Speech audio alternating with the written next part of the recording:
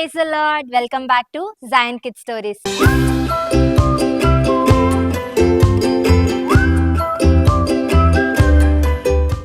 అందరూ బాగున్నారా? నేను కూడా బాగున్నాను. ఈరోజు మనం ఒక మంచి స్టోరీ విందాం. అందరూ జాగ్రత్తగా వినండి. నేను లాస్ట్లో మిమ్మల్ని కొన్ని క్వశ్చన్స్ అడుగుతాను. ఎవరైతే ఈ క్వశ్చన్స్కి కరెక్ట్ ఆన్సర్స్ ఫస్ట్ కమెంట్ చేస్తారో వాళ్ళకి మే 10న గిఫ్ట్స్ ఉన్నాయి. గుర్తుంది కదా? ఓకే, స్టోరీ చెప్పేసుకుందాం. ఒక క్లాస్లో మేఘన, శాంతి అనే ఇద్దరు అమ్మాయిలు ఉండేవాళ్ళు పిల్లలు. ఈ మేఘన, శాంతికి ఒక్క నిమిషం పడేది కాదు.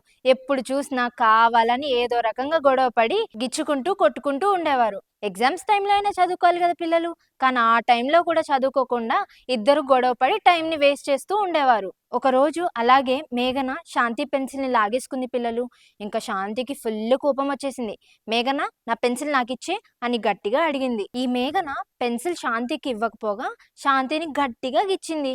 ఇంకా వెంటనే శాంతి ఊపిరి గట్టిగా పీల్చుకొని ఉక్రోషంతో మేఘన బుక్ని లాగేసుకొని దాన్ని చింపేసి మేఘనాని గట్టిగా కొరికి పరిగెత్తింది. శాంతి అలా పరిగెత్తుకుంటూ ఇంటికి వెళ్ళిపోయి స్నానం చేసి ఫ్రెష్ అయి కూర్చుంది. ఈ శాంతికి పొద్దున్నుండి సాయంత్రం దాకా తన స్కూల్లో ఏమేం చేసిందో అన్నీ వాళ్ళ మమ్మీతో చెప్పుకోవడం అలవాటు.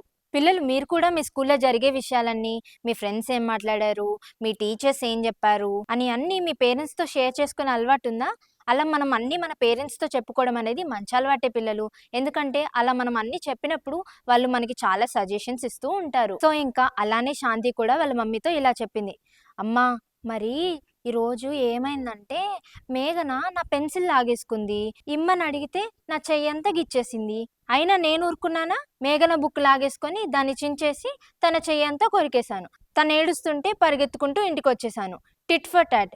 ఇంకోసారి నా జోలికి నానే రా. బాబుద్ధి చెప్పాను కదా. ఇంకా వెంటనే శాంతి వాళ్ళ మమ్మీ శాంతితో, బుద్ధి చెప్పడం కాదు, బుద్ధి తక్కువగా ప్రవర్తించావు. మనకు కీడు చేసిన వారికి తిరిగి కీడు చేయాలనుకోవడం సరైన పద్ధతి కాదు. శాంతి, నువ్వు ప్రతి ఆదివారం సండే స్కూల్కి వెళ్తున్నావు కదా, నీకు యాకోబు కుమారుడైన యోసేపు కథ తెలుసా? సందర్భం వచ్చింది కాబట్టి చెప్తున్నా విను అని ఇలా చెప్పడం మొదలుపెట్టింది. బైబిల్లో యోసేపు అనే ఒక వ్యక్తి ఉండేవాడు. యోసేపు వాళ్ళ డాడీ పేరు యాకోబు. ఈ యాకోబుకి యోసేపుతో కలిపి మొత్తం 12 మంది కొడుకులు. వీళ్ళందరిలో యోసేపు మంచిగా, బుద్ధిగా, భక్తిగా, అల్లరి చేయకుండా, చెడ్డ పనులు చేయకుండా వాళ్ళ డాడీ చెప్పిన మాట వింటూ ఉండేవాడు. అందుకే యోసేపు అంటే వాళ్ళ డాడీకి చాలా ఇష్టం. యోసేపుకు వాళ్ళ daddy every year special dress కుట్టిపించేవాడు. నిజమే కదా పిల్లలు, మన మమ్మీ డాడీ వాళ్ళు చెప్పిన మాటను విన్నప్పుడు, వాళ్ళు వద్దు అన్నది చేయనప్పుడు వాళ్ళు కూడా మనల్ని చాలా ఇష్టపడి మనకి ఏం కావాలంటే అది కొనిస్తారు. అలా యోసేపు మంచిగా ఉంటుంటే ఒకరోజు వాళ్ళ డాడీకి తెలియకుండా యోసేపు వాళ్ళ అన్నలు యోసేపు మీద అసూయతో తనను హింసించి ఒక నీళ్లు లేని బావిలో పడేశారు పిల్లలు. ఊరికే అలా పడేయడం వల్ల ఉపయోగం ఏంటి అని, వీళ్ళు అమ్మేస్తే డబ్బులైనా వస్తాయి అని అందరూ మాట్లాడుకొని యోసేపును ఐగుప్తీయులకు బానిసగా అమ్మేశారు పిల్లలు. కానీ యోసేపు అలా వేరే వాళ్ళ దగ్గర బానిసగా ఉన్న మంచిగా, భక్తిగా, దేవుని మాటకు లోబడుతూ ప్రార్థన చేసుకుంటూ ఉండేవాడు. అందుకే దేవుడు యోసేపు భక్తిని చూసి అతన్ని హెచ్చించి రాజు తర్వాత రాజు స్థానాన్ని అతనికి ఇచ్చాడు. అలా యోసేపు అందరికంటే గొప్ప లీడర్ అయిపోయినా తన అన్నల మీద కక్ష తీర్చుకోవాలని ఏనాడు అనుకోలేదు. పిల్లలు, యోసేపు రాజు తర్వాత రాజు స్థానంలో ఉన్నాడు.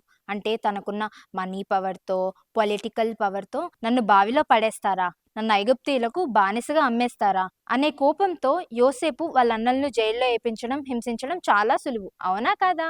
కానీ పగ తీర్చుకోవాలనే ఆలోచనే యోసేపుకి లేదు పిల్లలు. పైగా కరువు కాలంలో యోసేపు వాళ్ళ అన్న వాళ్ళకి ఫుడ్ లేనప్పుడు వాళ్ళకి ఫుడ్ కూడా ప్రొవైడ్ చేశాడు. ఇప్పుడున్న పిల్లలకి ఆనాటి యోసేపే ఇన్స్పిరేషన్ గా ఉండాలి. నువ్వు నన్ను కొట్టావా, నేను కూడా నిన్ను కొడతాను. నీకు నేను ఇష్టం లేదా, నాకు కూడా నువ్వు ఇష్టం లేదు. నువ్వు నాకు ద్రోహం చేస్తే నేను నీకు ద్రోహం చేస్తాను అని బదులుకు బదులు పగ తీర్చుకోవడం చాలా సులభం. కానీ కక్ష తీర్చుకోకపోగా వారిని క్షమించి ప్రేమించడంలోనే గొప్పతనం ఉంది అంటూ శాంతి వాళ్ళ మమ్మీ శాంతికి ఈ యోసేపు కథను ఎక్స్ప్లెయిన్ చేస్తూ, అంతేకాదు కానీ మన ప్రభువైన యేసుక్రీస్తును కూడా అసూయతో, ద్వేషంతో ఎంతో మంది ఆయనను కొట్టి హింసించి సిలువకు అప్పగించిన అట్లాంటి సమయంలో కూడా తండ్రి, వీరేం చేస్తున్నారో వీరికి తెలియదు గనక వీరిని క్షమించండి అని ప్రార్థించి క్షమించాడు అని శాంతి వాళ్ళ మమ్మీ శాంతితో చెప్పింది. ఇంకా శాంతి హృదయంలో తప్పు చేశాను అనే గిల్టీనెస్, అలా చేయకుండా ఉండాల్సింది అనే మార్పు చోటు చేసుకుంటూ ఉంది. నెక్స్ట్ డే క్లాస్లో శాంతి కూర్చున్న బెంచ్ వెనకాలనే మేఘన కూర్చుంది. ఇంకా మేఘన శాంతిని పెన్సిల్తో గుచ్చడం మొదలుపెట్టింది. కానీ శాంతి ఏం మాట్లాడకుండా ముందుకు జరిగి కూర్చుంది. ఈసారి మేఘన స్కేల్తో గుచ్చడం మొదలుపెట్టింది. అయినా శాంతి ఏం చేయకుండా మౌనంగా కూర్చుంది. ఏమీ చేయకుండా టీచర్‌కెళ్ళి కంప్లెయింట్ చేస్తుందేమో అని అనుకుంది మేఘన. కానీ అది జరగలేదు పిల్లలు. అలా సాయంత్రం వరకు మేఘన ఏదో ఒక గొడవ పెట్టుకొని, కావాలని శాంతిని చిరాకు చేయడానికి ప్రయత్నం చేస్తూనే ఉంది. క్లాస్ అయిపోయి వరండాలోకొచ్చాక శాంతి మేఘనను చూసి ప్రేమగా నవ్వింది. ఇంక మేఘన షాక్ అయిపోయింది పిల్లలు. వెంటనే శాంతి, "ఇదిగో తిను" అంటూ తన స్నాక్స్ బాక్స్‌లో నుండి ఒక చాక్లెట్ తీసి మేఘన చేతిలో పెడుతూ, "అలా గ్రౌండ్‌లోకెళ్ళి కాసేపు ఆడుకుందామా మేఘన" అని అడిగింది. ఇంక మేఘనకు చాలా సిగ్గుగా అనిపించింది పిల్లలు. తన మనసులో ఇలా అనుకుంది, ఛ! నేను పొద్దున్నుండి శాంతిని ఎంత చిరాకు చేసినా తిరిగి ఒక్క మాట కూడా అనలేదు. నిన్న కూడా నేనే ముందు శాంతి పెన్సిల్ లాగేసుకొని గిచ్చాను అని బాధపడి శాంతిని గట్టిగా హగ్ చేసుకొని, "సారీ శాంతి" అని ఏడ్చుకుంటూ చెప్పింది. అలా వాళ్ళిద్దరూ మాట్లాడుకొని సమాధానపడ్డారు. ఇంకా ఇంటికెళ్తున్న శాంతికి మనసెంతో ప్రశాంతంగా ఉన్నట్టు అనిపించింది. కక్ష సాధించడం కన్నా మనకి కీడు చేసిన వారికి మేలు చేయడంలోనే ఆనందం ఉందని ఎంతో సంతోషించింది. నిజమే కదా పిల్లలు, మనల్ని కూడా మేఘనాలాగా చాలా మంది హర్ట్ చేస్తూ, ఇరిటేట్ చేస్తూ ఉంటారు. వాళ్ళు మనల్ని హర్ట్ చేశారని మనం కూడా తిరిగి వాళ్ళని హర్ట్ చేయకూడదు. అలా కక్ష పెట్టుకొని వారు మనల్ని బాధ పెట్టారని తిరిగి వాళ్ళని బాధ పెట్టకుండా వారిని క్షమించి ప్రేమతో, శాంతి మేఘనాతో ఎలా ఉందో యోసేపు వాళ్ళ అన్నల్ని క్షమించి ఎలా ప్రేమను చూపించి సమాధానం కలిగి ఉన్నాడో మనం కూడా ఇతరులను క్షమించి సమాధానం కలిగి ఉండాలి. అంతేకాదు కానీ మనం కూడా అనేక సార్లు యేసయ్యని బాధ పెట్టే పనులు చేసే ఉంటాం కదా పిల్లలు. అయినా ఆయన మనల్ని క్షమించడానికి, ప్రేమించడానికి సిద్ధంగా ఉన్నాడు. మనం తెలుసో తెలియకో చేసిన ప్రతి తప్పును యేసయ్య దగ్గర ఒప్పుకొని యేసయ్యతో సమాధాన పడదామా మరి? సో ఇప్పటి నుండి మనం కూడా ఇతరులను క్షమించి సమాధానం కలిగి యేసయ్యతో కూడా సమాధానం కలిగి ఉందామా? ఓకే పిల్లలు, అందరూ కళ్ళు మూసుకోండి. చిన్న ప్రేయర్ చేసుకుందాం. దయగలిగిన తండ్రి, కృపగలిగిన యేసయ్య, ఇప్పటి వరకు మీరు మాతో మాట్లాడిన ప్రతి మాటను బట్టి మీకు వందనాలు.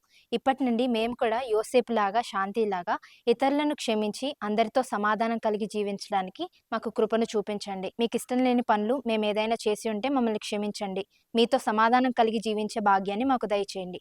యేసు నామమున అడుగుతున్నాము తండ్రి. ఆమెన్. ఓకే పిల్లలు, it's time for memory verse. మత్తయి 5వ అధ్యాయము 9వ వచనము. సమాధానపరచువారు ధన్యులు, వారు దేవుని కుమారులు అనబడుదురు. Matthew chapter 5 verse 9. Blessed are the peacemakers, for they will be called children of God. Okay పిల్లలు, క్వశ్చన్స్కి రెడీగా ఉన్నారా మరి? Question number 1. యోసేపు స్టోరీ మేఘనాకి వాళ్ళ మమ్మీ చెప్పింది. ఆప్షన్ ఏ అవును, ఆప్షన్ బి కాదు. Question number 2. యోసేపును ఎవరు ఆ నీళ్లు లేని బావిలో పడవేశారు? Question number 3. యోసేపు ఎవరికి అమ్మబడ్డాడు? Question number 4. యోసేపు వాళ్ళ అన్నల పట్ల పగ తీర్చుకోలేదు. ఆప్షన్ ఏ అవును, ఆప్షన్ బి కాదు. Question number 5. శాంతి మేఘనాలలో ఎవరు ఎవరికి ప్రేమ చూపించారు? ఈ క్వశ్చన్స్ కి కరెక్ట్ ఆన్సర్స్ తొందరగా కమెంట్ చేయండి, ఓకేనా? లాస్ట్ వీక్ ఎవరు కరెక్ట్ ఆన్సర్స్ ఫస్ట్ కమెంట్ చేశారో చూద్దామా? M Rishik, Akshit Vinay, P Shruti, P Ritesh, Kranthi and Yashwanth. Okay bye పిల్లలు, నెక్స్ట్ వీక్ కలుసుకుందాం.